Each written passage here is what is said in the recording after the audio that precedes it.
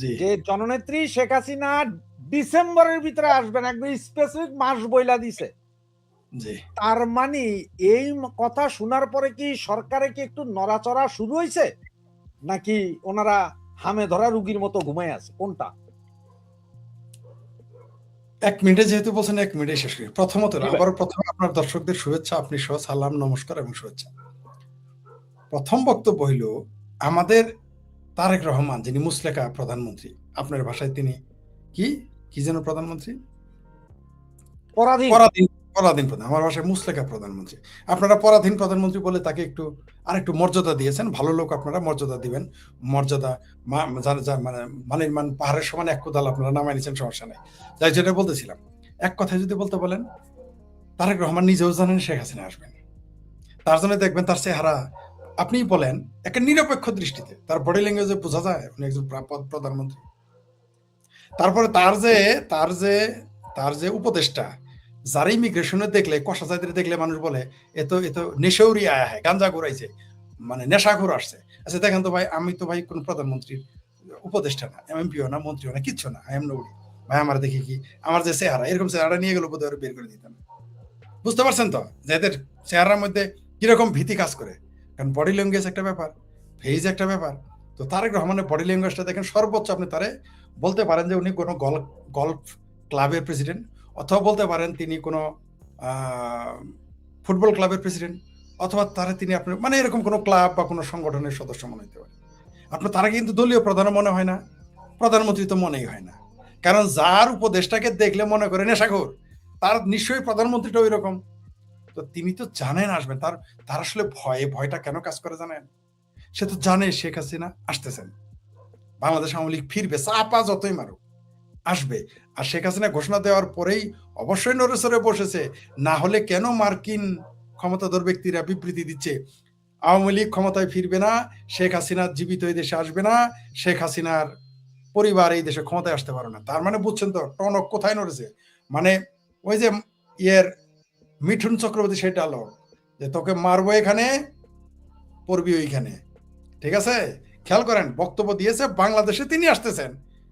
BNP থেকে বিবৃতি দেওয়ার সাহস নাই, জামাতে থেকে সাহস নাই, কিন্তু তাদের প্রভুরা বিবৃতি দিয়ে ফেলেছে তারা আসতে পারবে না। ঠেকাইতে পারবে না।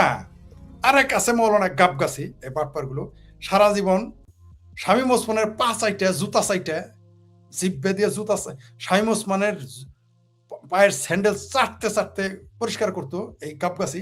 লম্বা লম্বা লেকচাতে শেখ হাসিনা পাঠিয়ে যেত। এখন বলে শেখ হাসিনা আসতে পারে, মৃত শেখ হাসিনা আসবে টুঙ্গিপাড়ায় কবর দিতে। অন্তত এতটুকু স্বীকার করেছে। আগে কিন্তু বলতো লাশও আসতে দিবে না, এই বাটপার মৌলবীরা বলতো লাশও আসতে দিবে না। এখন অন্তত স্বীকার করেছে এরা।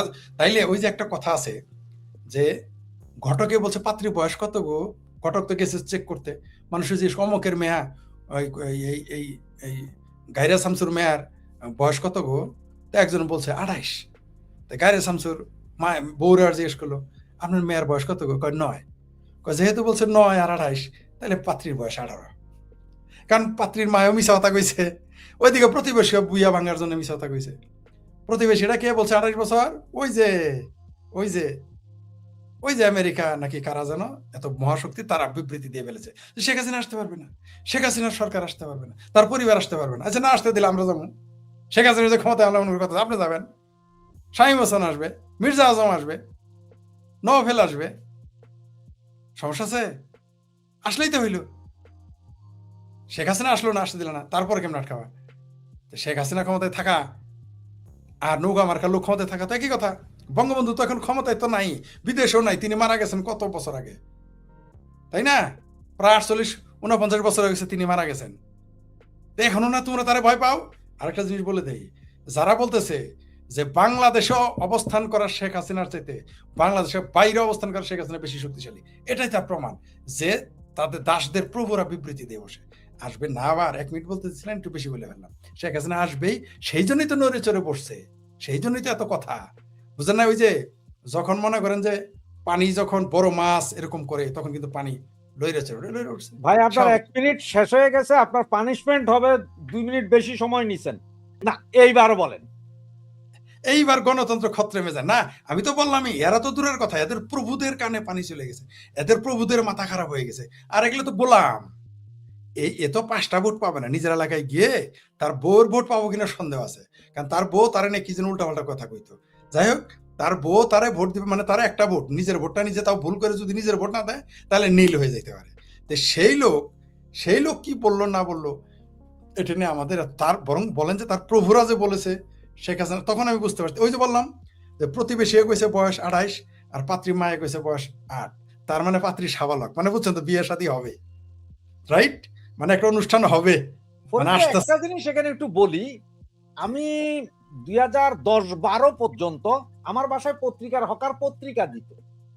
জি তার মধ্যে পত্রিকা দিত ইত্তেফাক, জনকণ্ঠ, আমাদের চিটং এর আজাদি, পূর্বকোণ, প্রথম আলো, জি এরকম 10টা পত্রিকা দিত, যেটাতে আমাদের 1 মাস পরে পরে এটা 15-20 কেজি করে বেচা ফেলাইতো। হুম এত পত্রিকা রাখার জায়গা ছিল না। 12-13 পর থেকে আর আমার বাসায় কেউ পত্রিকা পড়ে না, সবাই অনলাইন। এখন অনলাইন। জি আপনি আমারে এটা কন, শেখ হাসিনার খবর প্রকাশ করা যাবে না, ঠিক আছে, পেপার করলো না, এখনো তো বললাম করে না, কি যায় আসে। কি যায় আসে? তাহলে কি পত্রিকায় প্রকাশ না করলে কি আমরা কি পড়তে পারবো না ভাইয়া? আহা, শেখ হাসিনার তো বহুত দূরের কথা, আমি শেখ ফরিদের ইউটিউব চ্যানেল খায় দিত, ফেসবুক খায় দিত, আমারই তো ঠেকানো যায় নাই। বাংলাদেশের দুষ্ট লোকেরা বলে অলিতে গলিতে আমারে চিনে, রিক্সাওয়ালার থেকে শুরু করে টপ সবাই আমাকে চিনে। আমি কি পত্রিকায় আমার নিউজ আসছে, কালের কণ্ঠতে একটা নিউজ হয়েছিল, আমার একটা বিবৃতি ওইখানে ছাপার পরে বলেছে কালের কণ্ঠ জ্বালাই দিবে, এই ভয়ে তারা আর আমার কোনো কথা ছাপে নাই। তাতে কি আমার কথা যাওয়া বাদ আছে? অলিতে গলিতে, চায়ের দোকানে, রাইতে দিনে, নদীর পারে, স্টেশনে, বাস স্ট্যান্ডে আমার লেকচার শোনা যায়, ঠেকাইতে পারছে। আমি Sheikh Farid, I am nobody, আমি কিছুই না, আমি বিখ্যাত কেউ না, অখ্যাত কেউ না, কুখ্যাত, আমি শেখ ফরিদ, জামালপুরের রজপরা গায়ে থাকা সরিষাবাড়ির জামালপুরের একজন সাধারণ মানুষ। আমি কোনো কেন্দ্রীয় নেতাও ছিলাম না, কোনো দলের নেতাও ছিলাম না, কোনো দলের বড় দলের সদস্য ছিলাম না। হওয়ার আমার ইচ্ছা কথা আছে নাই? না না না না, এটা ভবিষ্যতে পারবো মন্ত্রী, মিনিস্টার, না, এমপি? এটা পারবো না, এটা মাপসা একটু শখ উঠছিল, মাঝখানে একটু শখ উঠছিল, কিন্তু এটা মির্জা ফখরুল সাহেব সর্বনাশ করে দিয়েছে। এই মাস্টার মশাই আমার যে কি সর্ব, আমার একটু শখ উঠেছিল ভবিষ্যতে এমপি মন্ত্রী হব, মানে মনে মনে খায়েশ ভিতরে জাগছিল। পরে যখন দেখলাম বাপ রে বাপ, জামাত আর কি ঠাড়া পড়া মিথ্যা কথা কয়, তার চেয়ে বেশি ঠাড়া পড়া মিথ্যা কথা কইতে হবো। তিনি বলেছেন যে 17 বছরে আওয়ামী লীগ যে উন্নয়ন করে নাই, 3 মাসে বিএনপি তা করেছে। আমি তারপরে কানে ধরছি, ভাই আমি হইতে পারবো না, কারণ এরকম মিথ্যা কথা আমি কেমনে বলবো, যে মিথ্যা কথা বলতেও পারবো না, এমপি মন্ত্রী হইতেও পারবো না, খায় সামান নাই। তবে আমার বক্তব্য বাংলাদেশে ঠেকানো যায় নাই, আমার ডাকে লাখো লোক বাংলাদেশে নেমে যাবে যে কোনো সময়। আর শেখ হাসিনা যেদিন বলবেন আমি আমি আমি শেখ হাসিনা আসিতেছি, তাইলে আসবে বলেছি 3-4 কোটি মানুষ। আর যখন বলবো আমি বঙ্গবন্ধু শেখ মুজিবুর রহমানের কন্যা শেখ হাসিনা আসতেছি, 5 কোটি লোক বর্ডারে গিয়ে হাজির হবে। আজকে একটা এই কথাটা আমি যেহেতু তুলেছেন, আজকেই ফোন করেছে একজন, প্রথমে আওয়ামী লীগের সমালোচনা করলো, আওয়ামী লীগের কি ভুল একজন আমাকে বললো, এমনকি শেখ হাসিনাকেও কাট করাই দাঁড়া করাইলো, আওয়ামী লীগকে কাট করাই দাঁড়ান। আমি শুনলাম, কারণ প্রত্যেক মানুষের বাক স্বাধীনতা আছে, মনোযোগ দিয়ে তার কথা শুনলাম। এক পর্যায়ে তারপরে তিনি বললেন যে বঙ্গবন্ধুই, তিনি আমাকে বললেন যে শেখ হাসিনা যে ডিসেম্বর মাসে আসবে আপনি কিছু জানেন? আমি বললাম যে আমি তো শুনেছি পত্রিকায়, আর তার কণ্ঠ শুনেছি, যদি ওটা সত্য হয় তাহলে আমি জেনেছি। পরে বললো ভাই সত্যি যদি, উনি আবার বলতেছেন, উনি জননেত্রী বললেন শব্দটা, কেন বললেন আমি জানি না, অথচ আওয়ামী লীগের সমালোচনা করলেন। পরে বললেন যে আওয়ামী লীগ এই ভুল করছে, ওই ভুল, কত কিছু। আমি ভাবছি যে নেগেটিভ বলবে সবসময়, চুপ করে শুনতেছি একতরফা। পরে বললো শেখ হাসিনা যেদিন আসবেন ভাই, খালি শুধু বলবে যে অমুক বর্ডার দিয়ে আসতেছি, মানে আমি তো ভাই 3 কোটি বলছিলাম, মনে আছে আপনাদের? বলছিলাম যে ইয়েতে, এই যে কি, আরে টঙ্গী ইস্তেমা ময়দানে 50 লক্ষ লোক হবে অভ্যর্থনা জানানোর জন্য, তাতে আমার কথা কেউ বিশ্বাস করে না, আমি ভয় পেয়ে গেছিলাম, হ্যাঁ একটা কথা বলে ফেলছি, যদি এটা মিথ্যা হয়ে যায়। এখন দেখি জনগণই বলে 2 কোটি 3 কোটি আসবে, কিন্তু আমি আগে বলছি 50 লক্ষ, তখন আওয়ামী লীগের লোক বিশ্বাস করেনি। ওই লোক এতক্ষণ শেখ হাসিনা আওয়ামী লীগের সমালোচনা করার পর বললো যে তিনি যদি বলেন ত্রিপুরা বর্ডার দিয়ে আসবে, তিনি যদি বলেন আমার জামালপুর বাড়ি জানেন, যে আপনাদের জামালপুরে একটা বর্ডার আছে, উনি জামালপুর আসলে জামালপুর শেরপুরের মধ্যে পড়ছে বর্ডারটা, ডালু, ঠিক আছে, ওইরকম যাই ডালি। তো ওই বলছে যে উনি যদি বলেন যে রাজশাহী দিয়ে আসবেন, উনি যদি বলেন যশোর দিয়ে আসবেন, উনি যদি বলেন ত্রিপুরা দিয়ে আসবেন, কুমিল্লা দিয়ে আসবেন, ভাইরে ভাই, কোটি কোটি 5 কোটি মানুষ যাবে, সে বলতেছে। আরো কি বলে জানেন, মেয়ে মানুষই তো অর্ধেক যাবো, মানে বুঝতে পারছেন তো। তাহলে শেখ হাসিনা, তাহলে তার সমালোচক যদি এই কথা বলে, আবার বলছে উনি কিন্তু আমার সাথে 20 মিনিট কথা বলছেন, 12 মিনিটের মতো প্রায় শুধু শেখ হাসিনা এবং আওয়ামী লীগের সমালোচনা করছেন, 13 মিনিটের মাথায় কথা বলছেন। তাহলে সে সমালোচনা এই কথা বলে, তাহলে অবস্থা কি? গত পরশুদিন আমি ইন্টারভিউ করছিলাম আপনার ওই যে আমাদের ইয়ে আছে না, ব্যারিস্টার একজন আছে না, মুসলিম লীগের প্রেসিডেন্ট, কি জানি নাম, জি বুঝতে পারছি। জি তো উনি যখন ওনাকে ঠিক কমেন্টসে ছিল যে শেখ হাসিনা কিভাবে আসবেন বা কি রকম, তখন উনি বলতে বিমানে আসতে পারে, হয়তো এয়ারপোর্টে কাউরে ঢুকতে দিবে না। তখন আমি বললাম যে স্যার এমন হতে পারে বজরঙ্গি ভাইজানের মতন 2 সাইডের বর্ডার ভাঙ্গিয়া চুরে ঢুকতে পারে, তো ওইটাও হইতে পারে। বলে যে সরকার কিন্তু বাধা দিবে, সব বন্ধ করে দিবে, রোড গার্ড। ভাই then and there within a second, মানে উনি কথা বলতেছে এই টাইমে এক ফোন আসছে বাংলাদেশ থেকে, আমি আমার সাউন্ড মিউট করে আমি শুনতেছিলাম, পর ওনারা শুনেলাম। নাটোর থেকে এক লোক বলতেছে, কয়ে রাশেদ সাহেব, জাস্ট এইভাবে কথা, রাশেদ সাহেব আপনার ভিডিও আমরা প্রতিদিন দেখি, আরো অনেকের ভিডিও দেখি, তো এই আপনার সাথে যে বুড়া স্যার কইতেছে না যে গাড়ি ঘোড়া বন্ধ করে দিব, স্যারের একটু কম, যে আমি নিজে আমার বাড়িতে 2 কেজি চিরা আর আধা কেজি গুড় কিনা পোটলা বাইন্দা রাখছি, জানি বন্ধ করে দিব, খালি যেদিন কইব যে জায়গায় কইব কই চিরা খামু আর ইয়ে খাবো কি গুড় খাইয়া যামু। আমার বন্ধু বান্ধব 10-12 জন আছে, আমরা সব 60-65 বছর বয়স, আমরা হাইটে হইলে জামুগা, আপনারা টেনশন নিয়েন না, আপনারা খালি খবর দেন কবে আইব, আমরা আছি এয়ারপোর্টে গাড়িয়ে। তো পরে আমি ওনারা গেলাম যে স্যার কি বলতেছে শুনতেছেন? তো ভাই এ ধরনের পাগল লক্ষ লক্ষ আছে, এটা যাবে, এটা কেউ বাধা দিয়ে রাখতে পারবে। ঘোষণা যেদিন দিবে, যেদিন জননেত্রী শেখ হাসিনা ঘোষণা দিবেন, ভাই রে ভাই, সেনাবাহিনী আমি বলে দিলাম প্রথমে খুব লম্বজম্ব করবে, কিন্তু যেদিন ডেট এবং টাইম মিলে যাবে, ওই আগের দিন মনে করেন যে উনি বললেন যে আমি ডিসেম্বর মাসের 16 ডিসেম্বর বাংলাদেশে ঢুকবো, 15 তারিখ পর্যন্ত খুব চিকরি করবে, 15 তারিখ রাত 12টার পর ক্যান্টনমেন্ট চুপ করে সেনাবাহিনী পালায় চলে যাবে, আর পুলিশ তো বাড়াবেই না, এটা করবে, আপনি নিশ্চিত থাকেন। আর ভাই এখন তো সরকার তো নিজে বলা উচিত না যে শেখ হাসিনার জন্য, যে শেখ হাসিনা যেহেতু নিজেই বলছেন আমি আসবো, সরকার তো বলা উচিত যে হ্যাঁ তাড়াতাড়ি আসেন। কারণ সরকার তো এতদিন কি কইছি, ইউনুসিও গভর্নমেন্ট আর নুনুসিও গভর্নমেন্ট দুইটাই, যে আমরা শেখ হাসিনাকে ফেরত চাই, ফাঁসিতে ঝুলাইতে হবে। মহিলা তো আইবে কইতেছে, তাহলে তাড়াতাড়ি বলো যে তাড়াতাড়ি আসো, নাকি নাকি এটা বলার সৎ সাহস নাই? আপনি একটা দামি কথা বলেছেন, তো থ্যাংক ইউ ভেরি মাচ মনে করে দেওয়ার জন্য।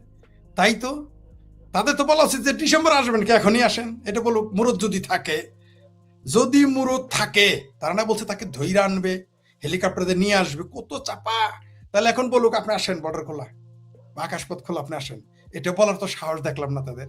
তার মানে কি, এরা তো আসলে জানে এদের পায়ের নিচে মাটি নাই। যেই দিন তাদের যে আব্বা হুজুর আছে না, 7 সমুদ্র 13 নদীর পারে, আটলান্টিকের পারে, তারা যখন একটু স্লিপ করবে, আপনি দেখবেন যে 5 মিনিটের মধ্যে দেখবেন এরা যার যার মতো পালানো শুরু করবে। আমার ভাবির পোলারা প্রত্যেকে, আমি খোঁজ নিয়েছি, প্রত্যেক ভাবির পোলা তাদের পাসপোর্টে কয়েকটা দেশের সিল লাগানো আছে 5 বছর করে। তারপর টিকিটও কাটা, তারা নাকি প্রতি সপ্তাহে টিকিট কাটায়, এবং ওই টিকিট ক্যান্সেল করে না, কিন্তু ওই টিকিট ক্যান্সেল করে না, ওই টিকিট রেডি রাখে যদি সময় হয়, যদি যেতে হয়। আর ডলার, তারা সব সময় $25-30,000 টিকিট কাটার একটা সিস্টেম আছে। আপনার যে কোনো একটা ডেটের টিকিট কাটলেন, ওখানে ইন্স্যুরেন্স ফি বাবদ বাংলাদেশি টাকায় সম্ভবত 12,000 টাকা, আমাদের যেহেতু 100 টাকা, 12-14,000 টাকা বাংলাদেশি টাকায় দিয়ে রাখবেন। আপনি আপনি চাইলে 50-12 টিকিটের ডেট চেঞ্জ করতে পারবেন। তাহলে তো আরো সস্তা, তাহলে ঠিক আছে, আমি বুঝি না, আমার এগুলো আমি তো এগুলো বুঝি না। বলছে যে এরা সবসময় টিকিট কনফার্ম রাখে, সবসময় আমার ভাবির পোলারা সবসময় রেডি রাখে। আর এখন তো আরেকটা সুযোগ হয়েছে না, এই যে আপনার ভাইয়েরা ভিসা দিতেছে, যে সবাই 5 বছর 1 বছরের মাল্টিপল করে রাখবো, হ্যাঁ এবার আরো করে রাখবো। তবে এটা সত্য, আমি নিশ্চিত ভারতে যদি আওয়ামী লীগের লোক গিয়ে থাকে 1000, তাহলে বিএনপি জামাতের লোক ঢুকবে 10,000। আমার ধারণা এই ভিসাটা কেন দিয়ে রাখলো জানেন, এদের পালানোর একটা পথ করে দিল বোধহয়।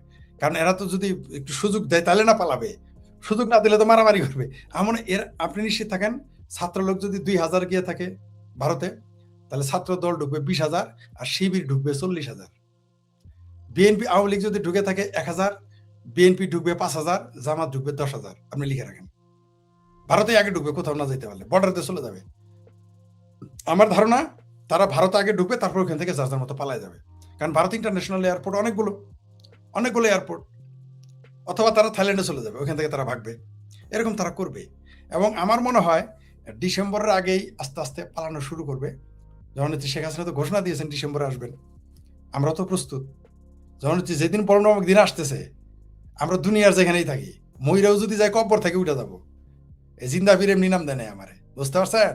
যদি মারাও যায়, আমার লাশ জিন্দা হয়ে চলে যাবো সামনে, সেদিন চলে যাবো মাঠে, কেউ ঠেকা রাখতে পারবে না, কেউ না। আর জামালপুরের মানুষ দেখতে পারবেন যেদিন ঘোষণা দিব, দেখবেন ওই যে বলছেন না চিরা মুড়ি, আমার জামালপুরের মানুষ আসলে চিরা আর মুড়ি কান্দে নিয়ে হাঁটা শুরু করবে। কয়জন আপনার গ্রেপ্তার করবেন, কয়জনকে?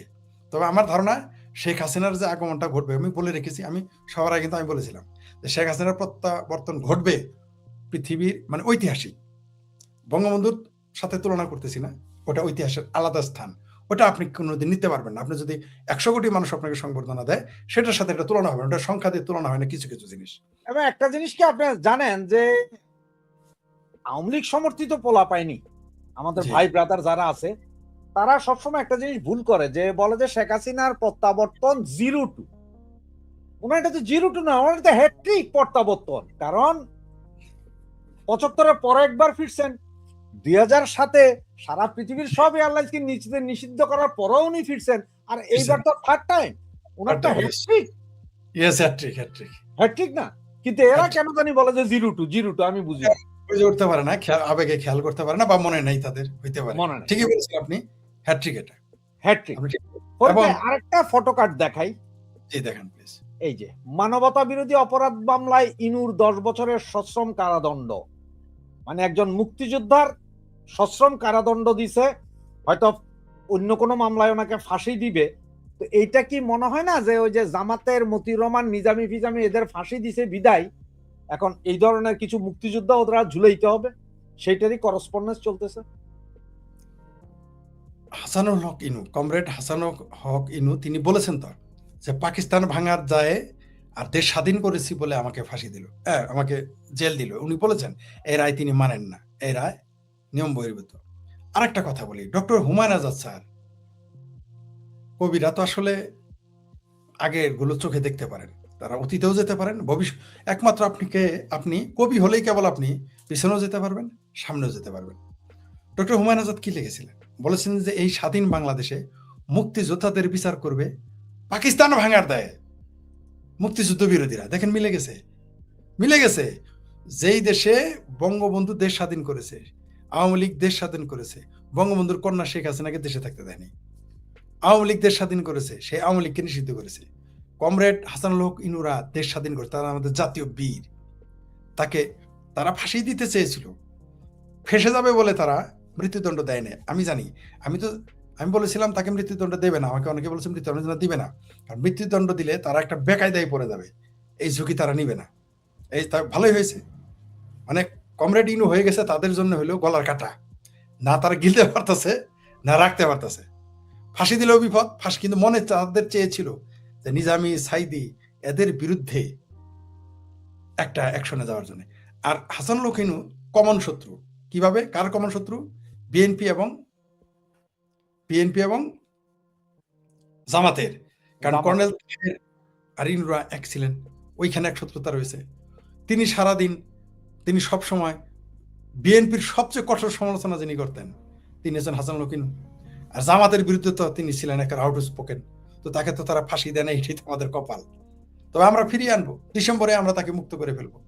আমরা কমরেড হাসানুল হক ইনুকে, এই বীর মুক্তিযোদ্ধাকে আমরা মুক্ত করবো ডিসেম্বরেই। ওই জেল মেল কোথায় চলে যাবে কাউরই খুঁজে পাওয়া যাবে না, ইউনুসের তো পাবোই না, ওই আমার ভাবির পোলারা তো হাওয়া হয়ে যাবে। তারপর ওই যে কি কষা জাহিদ, এরা তো খুঁজেই পাওয়া যাবে না, ঠিক আছে? তারেক রহমানকে আবার লন্ডনে যদি ভাগ্য ভালো থাকে ফিরে যেতে পারবে, নাহলে তাকেও আবার দিল্লি হয়ে হয়তো অন্য কোনো দেশে যেতে হবে। আমি লিখিত দিতে পারি আপনি, তারেক রহমানকে এইবার লন্ডন যেতে হবে ভায়া ইন্ডিয়া, অথবা সৌদি আরব যেতে হবে ভায়া ইন্ডিয়া, এছাড়া জায়গা নেই, সে যেতে পারবে না। বাংলাদেশের কোনো এয়ারপোর্টে তারেক রহমান পালাইতে পারবে না, কারণ বাংলাদেশের এয়ারপোর্ট তো 1 সপ্তাহ চলবেই না, এরা তো 1 সপ্তাহ রেখে দিয়েছিল, 2 সপ্তাহ নাও চলতে পারে। তখন কোথায় যাবে? তখন হয়তো ভারতের হাতে পায়ে ধরে, আমেরিকাকে দিয়ে, সৌদি আরবকে দিয়ে, রাশিয়াকে দিয়ে হাতে পায়ে ধরে তারেক রহমানকে কোনো ক্যান্টনমেন্ট থেকে হয়তো সে প্রথমে কলকাতায় পাঠাবে বা দিল্লি, তারপর অন্য দেশে, সে আবার লন্ডন আবার ফিরে যাবে, এছাড়া জায়গা নেই। অথবা পাবলিকের হাতে পড়লে যা হওয়ার তাই হবে। ফরিদ ভাই, আরেকটা জিনিস দেখে খুব মজার, এই যে দেখেন বাংলাদেশ সেনাবাহিনীতে 4 খলিফার নামে কোম্পানি, ভারতীয় সেনাবাহিনীর একাধিক ইউনিটের নাম হিন্দু দেবতা ও প্রতীকের নামে। তো ভারত ভারতে হিন্দু দেবতার নামে আছে না দেবতীর নামে আছে, এটা তো আমার সমস্যা নেই। আর আমার লাগে কি এদের দেবতার লাগে আমাদের খলিফার লাগে কি যুদ্ধ আছে, আমরা আমাদের 4 খলিফার নামে দিতে হবে? আমাদের 4 খলিফার নামে যে দিবে, ভাই আমার একটা সুন্দর প্রশ্ন, আমাদের 4 জন খলিফার নাকি 4 জনই নিহত হয়েছিলেন এই মুসলমানদের হাতে। 4টে ব্রিগেড করবে, এটা কি মুসলমানদের হাতে নিহত হওয়ার জন্য ব্রিগেড নাকি ভাই? আপনার কি মনে হয়?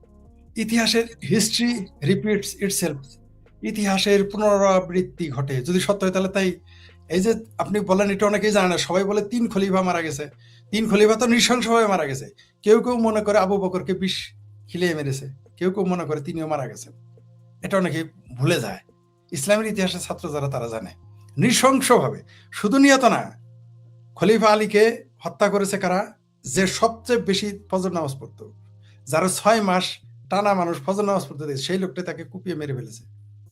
খলিফা উসমানকে কখন মেরেছে? যখন তিনি কোরআন পড়ারত ছিলেন, সেখানে আবু বকরের সন্তানও ছিল, তাকে হত্যা করা হয়েছে। আয়েশার লোক ছিল, হত্যা করানো হয়েছে।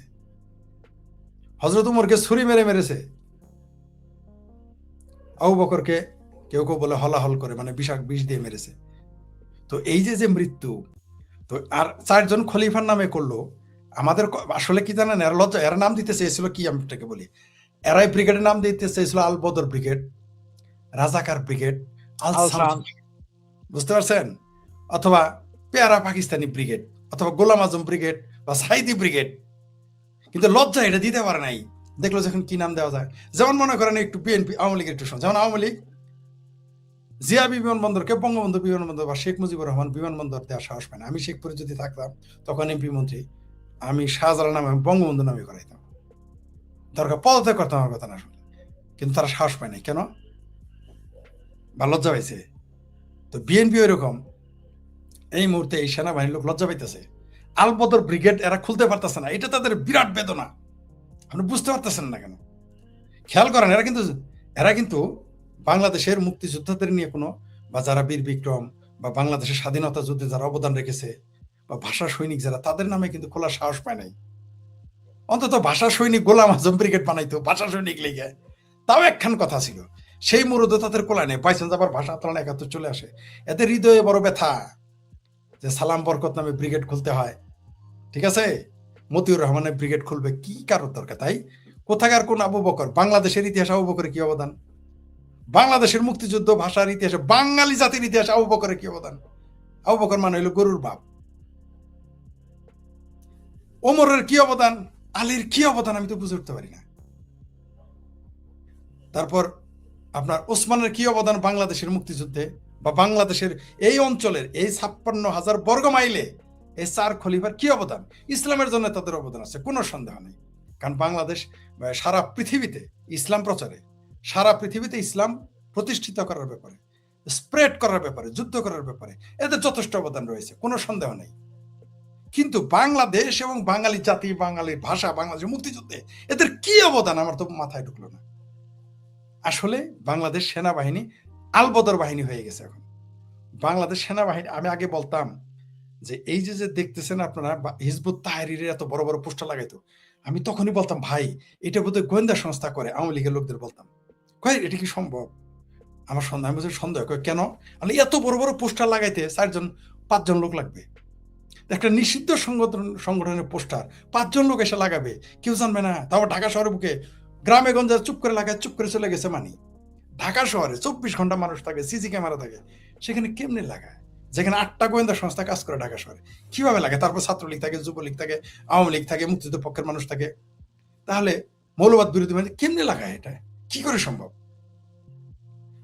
আমার তখনই সন্দেহ, ডিজে পলিটেকনিক বুয়েটে দরজার নিচ দিয়ে হিজবুত তাহরিরের পোস্টার লিফলেট দিয়ে আসে, কি করে সম্ভব?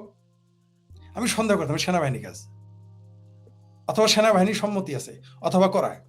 কিন্তু আজকে এই যে মাশাআল্লাহ দাড়ি রাখা দেখে সেনাপ্রধানের, জামাতি মওদুদি দাড়ি দেখে, দাড়ি ভাই কিন্তু আবু জাহেলের ছিল, বুঝতে পারছেন? দাড়ি রাখলে যদি আশাকে রাসূল হইতো, তা তো কাল মার্কসের চেয়ে বড় দাড়ি আলাদা মানুষ বুঝে যাবে না। রবীন্দ্রনাথের দাড়ি তো আরো বড়, ঠিক আছে? এতে দাড়ি কত বড় বড়, বার্নার শট দাড়ি কত বড় বড়, দাড়ি থাকলে কি সব হয়? শোনা যাচ্ছে না আপনাকে, আনমিউট করে। একটা কথা জিজ্ঞেস করি, এই যে একটা কমেন্টস, নাস্তিক ফরিদের উপস্থিতি আওয়ামী লীগের রুচির দুর্ভিক্ষ, আমি আরো বলতেছি দাঁড়া, এরপরে আরো কমেন্টস আছে যে আমরা দুইজনেই নাস্তিক।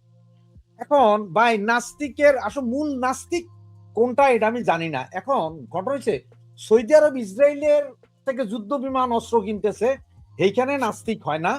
জামাতে ইসলামের নেতারা যখন বলে যে পরকিয়া বা ধর্ষণের পরে বাচ্চা ফালাই দেওয়া এগুলা আমাদের নবী রসুল করছে, সাহাবীরা করছে, এইটা বলার পরে এরা কাফের বা নাস্তিক হয় না। আমরা কেমনে ভাই নাস্তিক? আমাদের তো, আমরা তো এরকম কথা বলি না। আর যিনি কমেন্টস করেছে তিনি নিঃসন্দেহে আওয়ামী লীগ করেন না, তিনি একটা অজুহাত খুলছিলেন। ভাইজান আপনি শুনেন, ভাবির পোলা যদি হন তাহলে শুনো, আর ভাইজান যদি হন তাহলে শুনেন। ৭১ সালের মুক্তিযোদ্ধাদের কাফের বলাইছে, আপনি তো আমার নাস্তিক তো কমই বলছেন।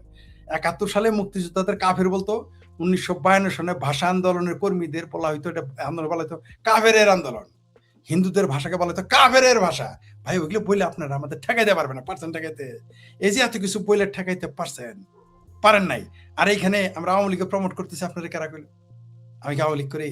আমি তো বলি না, আপনি বলছেন এখানে। মানে যে বক্তা যিনি বললেন ওই কমেন্টটা আরেকবার দেখান, যে রুচির দুর্ভিক্ষ আমাদের না ভাই, বাংলাদেশের। ওই কমেন্টটা আরেকবার দেখান প্লিজ। ওই বাংলাদেশের মানুষের রুচির দুর্ভিক্ষ। আবারও বলতেছি, ভাবির পোলা কে আহমেদ, শোনো শোনো মওদুদির, তুমি তো মগা মওদুদির উম্মত, তুমি তো মোহাম্মদের উম্মত না। তোমার নবী মোহাম্মদ না, তোমার নবী হলো মওদুদি। আমরা জানি তোমার কোরআন শরীফ, এই ইসলামের কোরআন, তোমার কোরআন শরীফ হলো কি তাফহিমুল কোরআন মওদুদি, ওটা আমরা জানি বাবা। তোমাদের আমরা চিনি। এগুলো বললে তাহলে বলি বাংলাদেশের মানুষের রুচির দুর্ভিক্ষ, তাই সাদা শকুন জামাতের আমির বিরোধী দলীয় নেতা। বাংলাদেশের মানুষের রুচির দুর্ভিক্ষ, তাই মুফতি আমির হারামজাদার মতো লোক বাংলাদেশের সংসদ এমপি। বাংলাদেশের মানুষের রুচির দুর্ভিক্ষ আছে বলেই ৩২ নম্বর ভেঙেছে। বাংলাদেশের মানুষের রুচির দুর্ভিক্ষ বলেই কষা জাহিদ আজকে উপদেষ্টা। বাংলাদেশের মানুষের রুচির দুর্ভিক্ষ বলেই আজকে আমাদের পবিত্র সংসদ, মুক্তিযুদ্ধের সংসদ, ৭১-এর সংসদ, জয় বাংলার সংসদ, সেটা দখলে নিয়েছে জামাতি হেফাজতি পেয়ারা পাকিস্তানের। বাংলাদেশের রুচির দুর্ভিক্ষ হয়েছিল বলেই ২০২৪ সালের ৫ই আগস্ট ঘটেছে। বাংলাদেশের রুচির দুর্ভিক্ষ ঘটেছিল বলেই আজকে আমির হারামজালা হলো বাংলাদেশের এমপি। বাংলাদেশের রুচির দুর্ভিক্ষ হয়েছিল বলেই আজকে আমার ভাবির পোলারা অনুরোধের আসর এমপি। বুঝছো ভাবির পোলা? ওই নাস্তিক ফাস্তিক কাফের মুরতাদ বইলে কোনো কাজ হবে না। সরোয়ার দিকে তোমরা বলেছ যে তিনি ভারতের দালাল। এখন ভারতের দালাল বলে আর ঠেকানো যাইতেছে না, শেখ হাসিনার দর্শক বলে ঠেকানো যাইতেছে না, আওয়ামী লীগের দালাল বলে ঠেকানো যায় না, নরেন্দ্র মোদী দালাল বললেও ঠেকা যায় না, বিজেপির দালাল বললেও ঠেকানো যায় না। এখন নাস্তিক বলতে এইসব বলতে থাকো। ফরহাদ মাজাহার যখন পিছনে, ফরহাদ মাজাহার যখন পিছনে দেবী সরস্বতীর মূর্তি রাখে, তখন সে নাস্তিক হয় না। তারপর তোমার ওই যে চিঙ্কু বাম আনু মোহাম্মদ নাস্তিক না, চিঙ্কু বাম দৃক শহীদুল নাস্তিক না, ফরহাদ মাজাহার নাস্তিক না, ফরহাদ মাজাহারের বউ খরিদ আক্তার নাস্তিক না, ডক্টর ইউনূস তোমার জন্য নাস্তিক না, সমগামী নাস্তিক ইউনূস তোমার নাস্তিক না, সুদখোর ইউনূস নাস্তিক না, যে জীবনে কোনদিন নামাজই পড়ে নাই, সে জানাই না কেমন নামাজ পড়তে হয়, সে নাস্তিক না। নাস্তিক হয়ে গেল শেখ ফরিদ। কারণ কি? কারণ সে মুক্তিযুদ্ধের পক্ষে কথা বলে, সে ৭২-এর সংবিধানের পক্ষে কথা বলে, শেখ ফরিদ জয় বাংলার পক্ষে কথা বলে, ৫৬,০০০ বর্গ মাইলের কথা বলে, তোমার পেয়ারা পাকিস্তানকে সারাদিন দৌড়ের উপরে রাখে। শেখ ফরিদ বাংলাদেশের জামাতিদের দৌড়ের উপরে রাখে, শেখ ফরিদের কারণে পাকিস্তানিরা দৌড়ের উপরে থাকে। এই জন্য এখন নাস্তিক বলে ঠেকাতে পারবে না রে বাবা, পারো নাই। ৭১-এ তোমরা পারো নাই, ৬৯-এ পারো নাই, পারবা না। এগুলো বলতে থাকো, তুমি যাহা মন চায় তাহা বলো, কিন্তু আমরা মুক্তিযুদ্ধের পক্ষের মানুষ ক্ষমতায় যাবই। ওটা আমি বললেও যাবে, না বললেও যাবে। তোমাদের দৃষ্টিতে তো আওয়ামী লীগ ইহুদি সংগঠন। এই সে আপনার তাহলে বলি ২০১৪ বা ১৫ সাল রংপুরে মসজিদে আওয়ামী লীগের নেতাদের নিয়ে বলছে তোরা এখানে তওবা পড়াইছে, মসজিদে নিয়ে বলছে বল এটা ইহুদির দল, এটা হিন্দুর দল, এটা কাফেরের দল। তো তোমাদের আমরা চিনি বাবা, ওইগুলো ভাবির পোলা, ওইগুলো বললে কাজ হবে না বুঝতে। কিন্তু সমস্যা হলো তোমাদের আমরা ধরতে পারবো না, এই জন্য যে তুমি যদি ভাবির পোলা হও তাহলে ছাত্রলীগের লুঙ্গির তলে ঢুকবা, আর যদি তুমি ভাইজান হও তাহলে আওয়ামী লীগের পাঞ্জাবির পকেটে ঢুকে পারবা, আমরা তোমাদের খুঁজে পাবো না, এটা আমরা জানি। তখন তোমরা যা বড় আওয়ামী লীগ হবে, তাও আমরা জানি। জি ধন্যবাদ। ফরিদ ভাই, জাস্ট কিছুক্ষণ আগে চট্টগ্রামে, এটা একটা পত্রিকার নিউজ, ইত্তেফাকের, চট্টগ্রামে কার্যকর নিষিদ্ধ আওয়ামী লীগ নেতাকে প্রকাশ্যে গুলি, এবং ঢাকা চট্টগ্রাম মহাসড়ক চাঁদার দাবিতে পুরা মহাসড়ক 7 ঘন্টা যাবত ব্লকেট, দুই পাশে হাজার হাজার গাড়ি। বাহ বাহ বাহ, কেমন চলছে আপনার বাংলাদেশ ভাই? বাহ বাহ বাহ, মুসলেকা সরকারের বাংলাদেশ খুব ভালো চলছে। আজকে সারাদিনে 11টা লাশ উদ্ধার হয়েছে ইন টোটাল, এটা সহ। বাহ, বলেন। শোনেন, এই বাংলা, ওই যে বললাম রুচির দুর্ভিক্ষ, বাংলাদেশের মানুষের রুচির দুর্ভিক্ষ হয়েছে বলে এই সরকার, মুসলেকা সরকার এসেছে। বাংলাদেশের মানুষের রুচির দুর্ভিক্ষ হয়েছে বলেই দিনে 11টা লাশ। বাংলাদেশের মানুষের রুচির দুর্ভিক্ষ হয়েছে বলেই আজকে বাংলাদেশে নিষিদ্ধ সংগঠন আওয়ামী লীগের প্রকাশ্য গুলি করে হত্যা। কিন্তু এইটা যদি এখন শিবির মারত, জামাতের মারত, বিএনপির মারত, বাংলাদেশে এখন মানবতার ফেরিয়ালারা কাট্টি বুসকানের রাস্তায় নেমে যেত, বিন বাজানো শুরু করতো, শুরু করে দিত যে হায় আল্লাহ খালেদ, এই যে গণতন্ত্র খতরে মেয়ে। আর জামাত মারলে বলতো এই যে ইসলাম খতরে মেয়ে এবং গণতন্ত্র খতরে মেয়ে। কিন্তু আওয়ামী লীগের নেতা মারছে তো প্রকাশ্য, এখন আর মানবাধিকার সমস্যা না। আর সাদার জন্য দাঁড়াইলে আর বলেছি তো, গাজীপুর একজন বলছে না যে তারেক রহমানও যদি আসে তাকে সাদা দিতে হবে। এই দেশে বলেছে, প্রকাশ্য বলেছে, বলতে থাকবেই তারা, আমরা জানি। বলতে দেন, বাংলাদেশের মানুষ এগুলো দেখতেছে। তবে হাস্যকর ব্যাপার হলো এখন মানবাধিকারের ফেরিয়ালা, গণতন্ত্রের ঠিকাদার, এদের আর খুঁজে পাবেন না আপনি। তবে বাংলাদেশের জনগণ এগুলো মনে রেখেছে। সেই জন্য জননেত্রী শেখ হাসিনা ডিসেম্বর বলছে না, আগেই না আসলে হয়। আমার ধারণা তিনি ডিসেম্বরে আগেই চলে আসার সম্ভাবনা আছে, এরাই ক্ষেত্র তৈরি করতেছে। শেখ হাসিনা যে ফিরবে, ওই যে আপনি লিখছেন না যে শেখ হাসিনার প্রত্যাবর্তন ঘিরে জল্পনা কল্পনা, অস্বস্তিতে সরকার, এই কারণেই শেখ হাসিনা ফিরবে। কারণ প্রকাশ্য মানুষ হত্যা, প্রকাশ্যে চাঁদাবাজি, প্রকাশ্যে ধর্ষণ, প্রকাশ্যে গুম খুন, প্রকাশ্যেই মব, তো এগুলো ঠেকানোর জন্য আওয়ামী লীগের বিকল্প নাই, শেখ হাসিনা সরকারের বিকল্প নেই। এরা এগুলো আগায় দিতেছে, আরো ধীরে ধীরে আগায় দিতেছে। করতে দেন, জনগণ মনে রাখতেছে, সারা পৃথিবী দেখতেছে। জি ফরিদ ভাই, একটা ছবি দেখাই, সবচেয়ে মজার একটা জিনিস। এই যে এই ছবিটা তো অনেক কিছুই দেখতে পাচ্ছেন। জি, এটা আজকে অমি রহমান পিয়াল, জি জি জি, অমি পিয়াল জি, সুইজারল্যান্ডে আছেন। উনি স্ট্যাটাস দিয়েছেন যে উনি এই 90টা জিনিস সংগ্রহ করেছেন। তার মানে এগুলা 32 নম্বরের ভেতরে ছিল, জি জি, অক্ষত অবস্থায়। কে বা কাহারা নিয়ে গেছিল, ওগুলো পরে এখন ফেরত দিচ্ছে বিভিন্ন জায়গায়, এগুলা স্টক হচ্ছে আবার। তার মানে দেখেন 32 নম্বর সেদিন নাকি এত মানুষ জ্বালাইতে গেছিল, ওইখানের ভেতরেও কিছু লোক ছিল যারা এগুলার মূল্যবান মনে করা তারা বুকে আগলায় রাখছে গত 2 বছর, এখন আস্তে আস্তে ফেরত দেওয়া শুরু করতেছে। চমৎকার একটা সংগ্রহ। এটা কি মনে হয়? বিশাল ব্যাপার। অমি পিয়াল ভাইকে জন্য ধন্যবাদ দিতে হবে, তার টিমকে ধন্যবাদ দিতে হবে, যারা তাকে সহযোগিতা, তাদের শুধু ধন্যবাদ না, আমরা তাদের কাছে কৃতজ্ঞ যে বঙ্গবন্ধুর এই স্মৃতি বিজড়িত জিনিসগুলো আবার সংগ্রহে নিতে পেরেছেন। এটা বিশাল কাজ। আমি তার পোস্ট, যারা ওই দিনে মৃত্যুর মুখে যে এই ছোটখাটো কিছু কিছু জিনিস আনছে, তাদের জাতীয় বীর ঘোষণা করা উচিত ভাই। নিঃসন্দেহে এরা জীবনের ঝুঁকি নিয়ে যে কাজটি করেছেন। আমি দেখেছি যে ওইখানে একটা শব্দ লিখেছেন যে যারা বলেন যে আমরা অনলাইনে বসে থাকি, শুধু অনলাইনে কথা বলি, ঠিক তা না। আমরা যারা কথা বলি, আমরা অনেক কিছুই করি যেগুলো আমরা বলি না, কারণ বলা যায় না, তাহলে কার্যক্রম বন্ধ হয়ে যায়। তো অমি পিয়াল ভাই এবং তার টিমকে অসংখ্য ধন্যবাদ এবং কৃতজ্ঞতা যে জাতির পিতা বঙ্গবন্ধু শেখ মুজিবুর রহমানের স্মৃতি বিজড়িত জিনিসগুলো তারা সংগ্রহ রেখেছেন। এগুলো আমাদেরকে আরো ইন্সপায়ার্ড করবে। আমরা হ্যাপি যে এটা তিনি করেছেন, এবং সারা বাংলাদেশের, তিনি নিজেই বঙ্গবন্ধু প্রেমিক, কোনো সন্দেহ নাই। এটা তিনি দায়িত্ব থেকে করেছেন, তাতেও সন্ধান। এই জন্য তাকে অবশ্যই কৃতজ্ঞতা জানাই। এবং এই আসলে কোনো জিনিসকে ধ্বংস করা যায় না। আমি এখন যেখানে আছি, এখানে একজনের স্ত্রী একটা ভাঙা ইট নিয়ে এসেছে 32 নম্বরের, আমাকে দেখিয়েছে। আমি আশ্চর্য হয়ে গেলাম। যার কাছে অন্য জিনিসের মূল্য নাই, সে একটা ভাঙা ইটের খণ্ড নিয়ে এসেছে 32 নম্বরের। আমি দেখলাম, আমাকে দেখালো যে ফরিদ, আমি যে ইট কেন, ইট বলেন তো এটা কিসের ইট, আমি প্রথমে বুঝিনি। পরে ওনা হলে আমি কি 32 নম্বর, বললো হ্যাঁ, এই কয়েকদিন আগের ঘটনা। তো এই যে শ্রদ্ধাবোধ, এরা কিন্তু 32 নম্বর ভেঙে 32 নম্বর গুরুত্বটা আরো বাড়িয়ে দিয়েছে। এরা বুঝতেই পারে নাই যে 32 নম্বর তারা ভাঙেনি, তারা বাংলাদেশের যারা আওয়ামী লীগ এবং মুক্তিযুদ্ধের পক্ষের শক্তি, বঙ্গবন্ধুর সৈনিক, তাদের হৃদয়ে আঘাত করেছে, এটা রিটার্ন তারা পাবে। এই 32 নম্বর বাড়ির কারণে বাংলাদেশ আওয়ামী লীগ কিন্তু ঐক্যবদ্ধ হয়ে গেছে। মানে তাদের যত গ্রুপিং লবিং এগুলো তারা বাদ দিয়ে দিয়েছে, তারা ঐক্যবদ্ধ এখন এই মুহূর্তে। আমি মনে করি যে তারা যে এই কাজটা করেছেন, খুব ভালো কাজ করেছেন, এবং প্রত্যেককে পুরস্কৃত করা উচিত, এবং আমিও তাদের কৃতজ্ঞতা জানাই। জি, ধন্যবাদ। সুপ্রিয় দর্শক, আমার এক ভাই চক্রবর্তী, আপনি লিখেছেন রাশেদ ভাই আমি চক্রবর্তী বলে আমার কমেন্টস পড়েন না, আমি পিনাকি না। ভাই শত শত কমেন্টস আসে, আসলে সব কমেন্টস আমরা পড়ি না, একটা দুইটা হয়তো পড়ি, আর সবগুলো কমেন্টস অনেক সময় দেখানো যায় না, কারণ একসাথে যখন 40-50 জন আসে এটা তো উপর দিকে উঠতে থাকে, খুঁজে পাওয়া যায় না যে কোনটা দেখাইছে আর কোনটা দেখাই নাই। ক্ষমা করতে হবে, মার্জনা করতে হবে এবং লাইগা থাকতে হবে, কারণ সব সময় সবকিছু করা সম্ভব হয়ে ওঠে না। ইচ্ছা থাকলেও প্রিয় দর্শক, এটা সত্য, আমরা যখন লাইভে থাকি আসলে কখনো দেখা যায় একটা দুইবার দেখিয়ে ফেলেছি বা একজন দর্শকের 2-3টা কমেন্ট দেখিয়ে ফেলি, কারণ একবারে যখন কমেন্টস হয়, কমেন্টসগুলো আসে তখন তো আমরা একবারে দেখাইতে পারি না স্ক্রলে, যেহেতু এখানে এডিটর নাই, তিনি নিজেই উপস্থাপক এবং এডিটর, তাহলে তার জন্য আরো কঠিন। যদি শুধু এডিটর থাকতো আলাদা তাহলে সম্ভব হতো, তাহলে দ্রুত সবই দেখানো যেত। কিন্তু একই সাথে উপস্থাপনা এবং সম্পাদনা করা, একই সাথে উপস্থাপনা করা এবং সম্পাদনা দুইটা কঠিন হয়ে যায়। আর উনি তো দেখাইতে পারেন, আমি তো তাও পারি না, আমার জন্য খুব কঠিন হয়ে যায়। আমাদের ক্ষমা সুন্দর দৃষ্টিতে দেখবেন, হয়তো এখনো দেখানো হয় নাই, আরেক সময় দেখানো হবে। ধন্যবাদ। আপনারা কমেন্ট যারা করতেছেন তাদের সকলকে ধন্যবাদ। ফরিদ ভাই, আমার একটা লাস্ট প্রশ্ন, জি, একদম সর্বশেষ প্রশ্ন, সেটা হলো যে তুরাগের ঘটনা আপনি জানেন, এটা নিয়ে আমরা আগেও কথা বলেছি।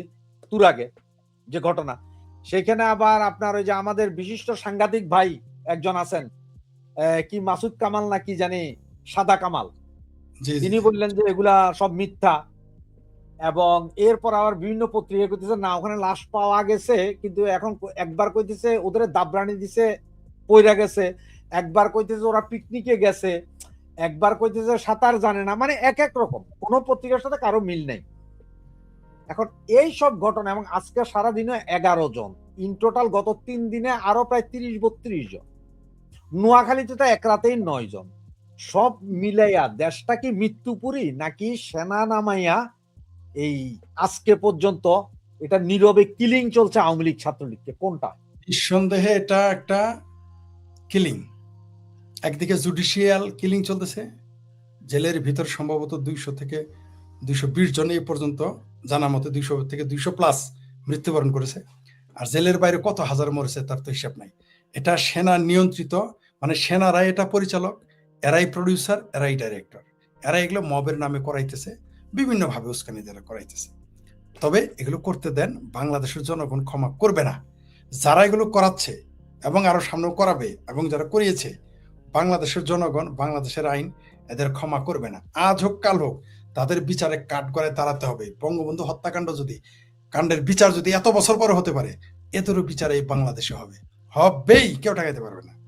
আপনি যা ইচ্ছা তাই করে যাবেন আর বাংলাদেশের জনগণ মেনে নিবে মনে করেছেন? বাংলাদেশের জনগণ কিছুক্ষণের জন্য হয়তো বিভ্রান্ত হয়ে গেছিল, বাংলাদেশের জনগণ কিন্তু বুঝে ফেলেছে যে এরা কারা ছিল 2024-এর 5ই আগস্টে, এরা কারা ছিল, এই জুলাই সন্ত্রাসী আন্দোলনে কারা কারা ছিল, কেন ছিল, বাংলাদেশের জনগণ বুঝে গেছে। এখন সেই শিক্ষকেরা কোথায় যারা বলতো এই মৃত্যু উপত্যকা আমার নয়, সেই আসমান কাঁপানি ম্যাডামেরা, জমিন কাঁপানি স্যারেরা, এখন তারা কোথায়? এখন তাদের কাউকে আর খুঁজে পাওয়া যায় না। এখন মানবাধিকারের ঠিকাদারদেরও আমরা খুঁজে পাই না, এখন গণতন্ত্রের কন্ট্রাক্টরদেরও খুঁজে পাই না। কন্ট্রাক্টরদের গণতন্ত্র কই পাবেন? এখন ধর্মের জজবালাদের তো আপনি খুঁজে পান না, মসজিদে মানুষ মেরে ফেলে, খুঁজে আর পাওয়া যায় না। তো এই ভণ্ডামি বাংলাদেশের মানুষ ধরে ফেলেছে, সেই জন্যই তো জননেত্রী শেখ হাসিনা ডিসেম্বরে আসবে, এগুলো সবগুলো, এই সকল ষড়যন্ত্র এবং হত্যাকাণ্ডের যেগুলো হচ্ছে এবং হবে এবং হয়েছিল, সবগুলোর বিচার আবার পই করে হিসাব নেওয়া হবে, কেউ ঠেকায় রাখতে পারবে না, বাংলাদেশের জনগণ নিবে। জি, ধন্যবাদ। ফরিদ ভাই, আমার এক দর্শক একটা কমেন্টস করছেন, উনি বললেন যে আমার একটা প্রশ্ন, আমি জানি না ওনার কি প্রশ্ন, এরপর লেখছেন আমার ব্যাপারে কিছু বলেন, তার মানে ওনার ব্যাপারে আমি কিছু বলতে হবে, আমি একজন ভারতীয় নাগরিক, মানে উনি একজন ভারতীয় নাগরিক, ওনার ব্যাপারে কিছু বলতে। আমার মনে হয় যে আমি একটু বইলানি যে আমার মনে হয় যেন উনি ভারতীয় নাগরিক, এটা বলার কারণে ওনার 3.5 বার ফাঁসি হওয়া দরকার, একবার হবে না, 3.5 বার ফাঁসি। আর ভাই, আপনি ভারতীয় নাগরিক হিসেবে আপনার কাছে আমার একটাই অনুরোধ থাকবে ভাই, ভাই হিসাবে, এতক্ষণ তো বলছি বাংলাদেশি হিসাবে যে আপনার ফাঁসি হওয়া উচিত, আর ভাই হিসাবে একটা অনুরোধ থাকবে কি জানেন, এই যে ভিসা দিতেছেন ভাই, যাইতেছে না, একটু সব সময় আমাদের দিকে একটু খবর রাখেন, ফেসবুক আমাদের গুলা দেখেন, ওই যে আমরা সবসময় কিন্তু দিই কারা দিল্লি না ঢাকা চিল্লায় গলা শুকাইছে, ওগুলারে পাইলে ভাই একটু বানানি, অনুরোধ আপনাদের কাছে। কি বলেন ফরিদ ভাই? না, আমি বলবো যে আইন হাতে তুলে নিয়েন না, কারণ ভারতের আইন খুব শক্ত। এটা বাংলাদেশের মতন আপনি যা ইচ্ছা তাই করে পার পাবেন। তবে যে কাজটা করবেন, আপনাদের আইন শৃঙ্খলা বাহিনীকে জানাবেন, ছবি তুলে পোস্ট দিবেন যে এই যে শেখ ফরিদের ভাবির পোলারা এসেছে, আর এই যে আমাদের রাশেদ ভাইয়ের কি যেন প্রধানমন্ত্রী, না কি যেন প্রধানমন্ত্রী বলেন, পরাধীন প্রধানমন্ত্রী, পরাধীন প্রধানমন্ত্রী আত্মীয় লোকজন এসেছে, আপনারা পোস্ট দিবেন যে এই যে দেখেন এসেছে, যারা বলতো দিল্লি না ঢাকা তারা এখন চলবে। তারপরে যা করার আমরাই মাশাআল্লাহ প্রচারে কি করতে হয় করব।